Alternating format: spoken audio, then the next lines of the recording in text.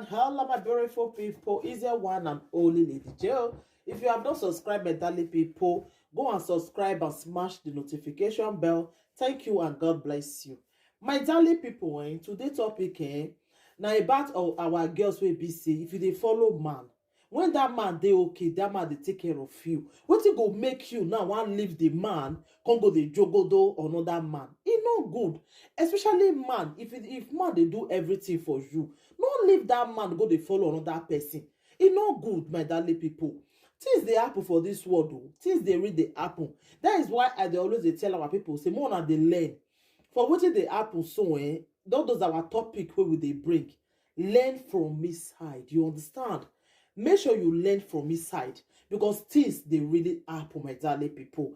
My today topic now about this girl will be say when I see this house will be say that they scatter so now house where one guy build for one girl. So now the girl now come finally because the guy dey Europe they send money come they give this guy they send money make it a day okay. Okay, now everything dey okay for the girl. The girl now come dey leave the man, my darling people. Now the girl now don dey okay now, big girl now for the street. Now she wan come leave the guy just like that. Now the guy say lie oh, he no go gree. This one no go happen lie. So because of that one now the girl come really the man come say this house he must make sure say he scatter am. Una know the way they take they demolish a house now. He say na wetin him go do to the house or the girl go accept am back. The girl say no want am again. Don see another bobo wey be say e good, wey be say she love. The girl e be okay. This boy now say lie say he must make sure say this house go down. So my darling people, this one he shockalize me. He really shockalize me like seriously. Our girl say if man they okay for una, I know so wetin the man they do so e no good, but if man say they okay for una, more una they see they use una hand till they hold them well. You understand? This money you know they fall from that you don't get tree wey for the pluck and for Europe. You understand? A guy will do everything for you. Now you want to leave the guy. The guy still like say he must be just say he must be just say scatter the house. So my darling people, this one it shocked me. It really shocked me. So our girls I still get some advice for una sha, because if na your brother they see break it out like that, it go still pay you too. You understand? So if they follow man, you know say that man, you no love him. You not get anything to do with him. No, they collect their things again. He no good. No, they collect again. You no love person, you they collect the things. Are you kidding me right now? No, they collect again. Una go collect finish now. At the end, una will come boof all those guys. Una will come boof them. It not good. It not good. And they always they talk this thing say, if you know say you not love man, not collect the man things. Not collect anything wey belongs to the man. You understand?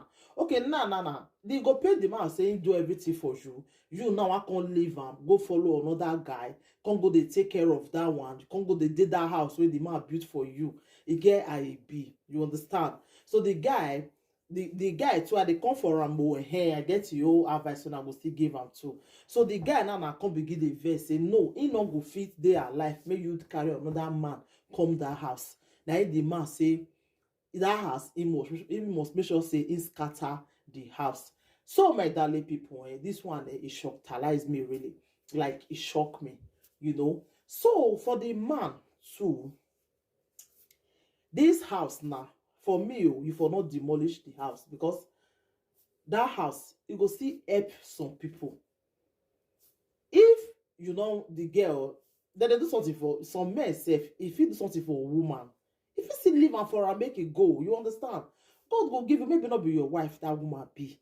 God go give you your own way, be say, he go really stay with you. Like, he go really love you. You understand?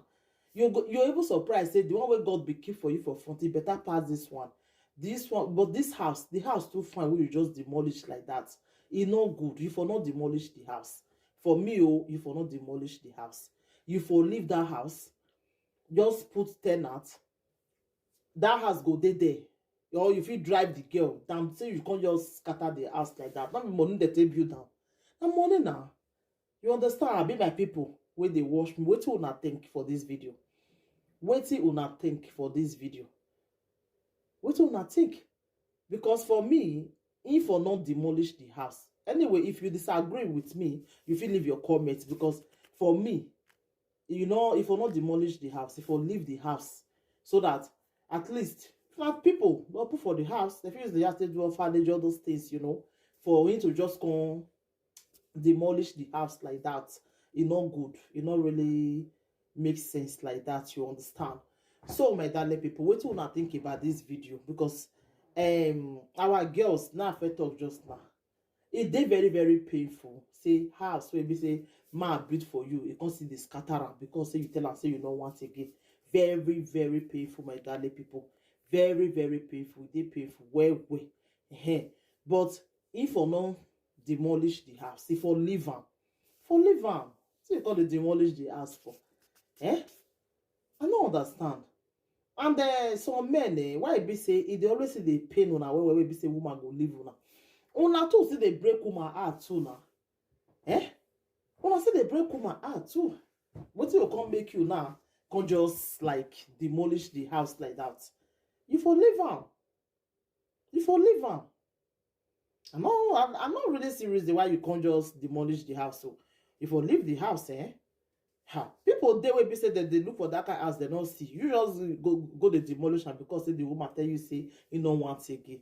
You get a be my darling people. So this one it shocked me. Our girls, when I use this one to get sense, so on our way they always they want collect money from men. At the end, now come they say no, I don't want again.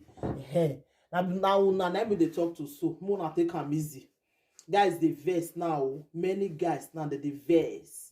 They vex like seriously. Many guys they vex now.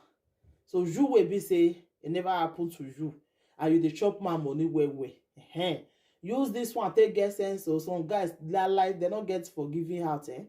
They can do or not do. They don't get forgiving out at all. So you will be say it never happened to you. May use to use this one take get sense. Use and take get sense. Use your HQ. Use your account share. Make this happen to this game. Make it not happen to you. You understand? So my darling people, anything you think about this video, you can leave your comment for the comment section. Thank you everybody. Thank you all my subscribers. Thank you for watching my video all the time. Thank you for coming around the gate, and God bless you. Anything you think about the video, you can leave your comment for the comment section and share the video for me. Let the video go viral. Thank you. Bye.